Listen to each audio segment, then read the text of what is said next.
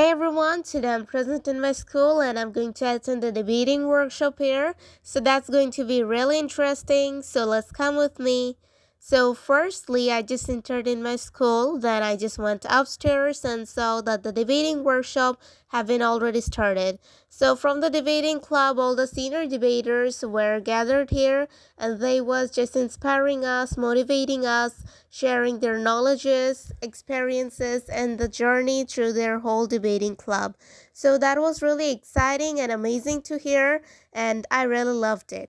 So, as it was the holiday, so all the kids were playing and enjoying in this ground. And in the meantime, we were listening to our teachers who were contributing their speeches in the workshop, and they just inspired us and motivated us a lot. I just met with my friends, and also I took some lovely pictures as my refreshing memories of the school. Actually, from every debating session, there is something new to learn. So I just attend every time in the workshops and I just gather new knowledges, new experiences that helps me to do better in the future debates. As this amazing workshop just ended up, everyone was getting downstairs and they were going to go to their destinations now.